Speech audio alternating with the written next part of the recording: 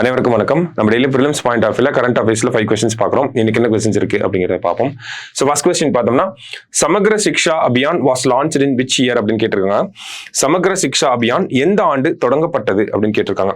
So Samagra சிக்ஷாவை பொறுத்த வரைக்கும் பார்த்தோம்னா சர்வ சிக்ஷா அபியான் 2002 வந்திருக்கும். 2009 ராஷ்டிரிய மத்தியமிக் சிக்ஷா அபியான், அடுத்ததா டீச்சர்ஸ் எஜுகேஷன். இது மூணையும் இன்டெகிரேட் பண்ணி ஒரே திட்டமா கொண்டு வந்திருந்தாங்க மத்திய அரசாங்கம். எந்த வருஷம் கொண்டு வந்திருந்தாங்க அப்படின்னு பார்த்தோம்னா 2018 தான் கொண்டு வந்திருப்பாங்க. சரியா?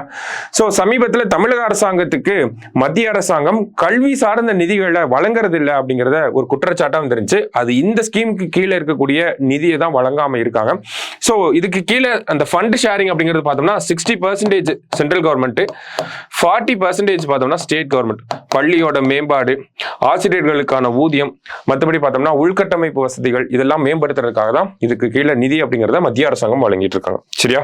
அடுத்தது Ohmium will set up it's green hydrogen plant in which district அப்படின்னு கேட்டிருக்காங்க. ஓமியம் தனது பசுமை ஹைட்ரஜன் ஆலையை எந்த மாவட்டத்தில் அமைக்க உள்ளது அப்படின்னு கேட்டிருக்காங்க.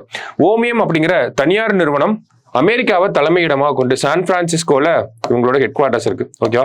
ஸோ நம்ம முதல்வர் அவர்கள் அமெரிக்கா சுற்றுப்பயணத்தில் இருக்காரு. சுற்றுப்பயணம்னு சொல்ல முடியாது, முதலீடுகளை ஈர்க்கிறதுக்காக அமெரிக்கா போயிருக்கார் நம்ம முதல்வர்.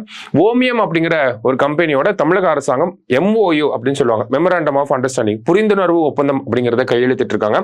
அந்த நிறுவனம் கிரீன் ஹைட்ரஜன் அப்படிங்கிறத பசுமை ஹைட்ரஜனை வந்து தயாரிக்கக்கூடிய ஒரு இண்டஸ்ட்ரியா வந்து இருக்காங்க. சரியா? ஸோ இவங்களோட பிளான்ட்டை எங்க செட்டப் பண்ண போறாங்க அப்படின்னா செங்கல்பட்டு இவங்களோட நிறுவனம் வரப்போகுது. சரியா? சமீபத்தில் செம்கார்ப் அப்படிங்கிற ஒரு நிறுவனம். ஓகேவா?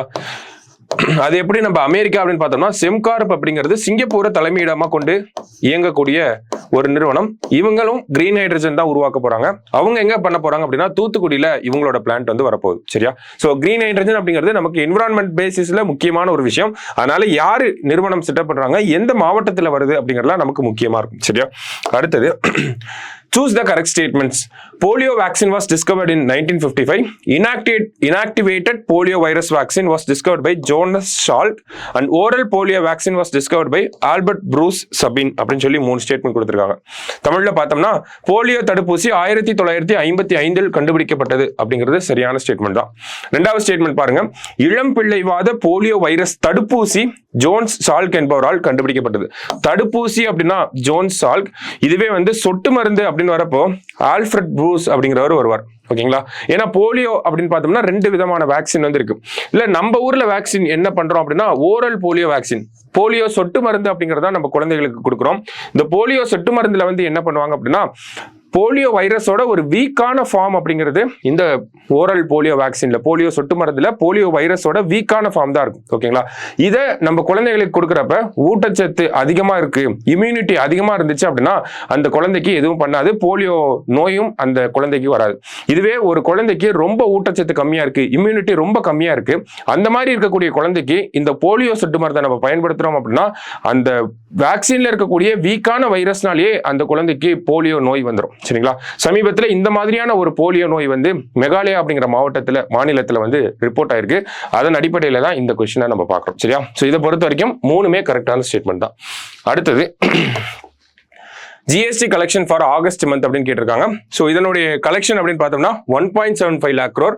இதில் கேட்கலாம் அப்படின்னா ஏப்ரல் 2024 ஆன்சராக வச்சு ஒரு கொஸ்டின் கேட்கலாம். ஏன் அப்படின்னு பார்த்தோம்னா ஏப்ரல் 2024 தான் GST 1 ஜூலை 2017 இன்ட்ரடியூஸ் ஆயிருக்கும். ஜூலை 2017 இருந்து இப்போ வரைக்கும் பார்த்தோம்னா ஹையஸ்ட் GST கலெக்ஷன் அப்படின்னு பார்த்தோம்னா ஏப்ரல் 2024 2 லட்சம் கோடியை முதல் முறையாக தாண்டி இருக்கும். ஸோ அது நமக்கு GST கலெக்ஷன்ல இருந்து ஒரு கேள்வி வந்துச்சுன்னா அது கரெக்டாக அந்த கொஸ்டினாக தான் இருக்கும். சரியா? ஸோ அடுத்தது நேஷனல் நியூட்ரிஷன் வீக், தேசிய ஊட்டச்சத்து வாரம் அப்படின்னு பார்த்தோம்னா செப்டம்பர் 1 இருந்து செப்டம்பர் 7 வரைக்கும் இந்தியாவில் கடைபிடிக்கப்படுது. ஓகேங்களா? ஸோ இன்னைக்கு ப்ரிலிம்ஸ் பாயிண்ட் ஆஃப் வியூல 5 கொஸ்டின் பார்த்துருக்கோம். நாளைக்கு 5 கொஸ்டின்ல மீட் பண்ணலாம். தேங்க்யூ.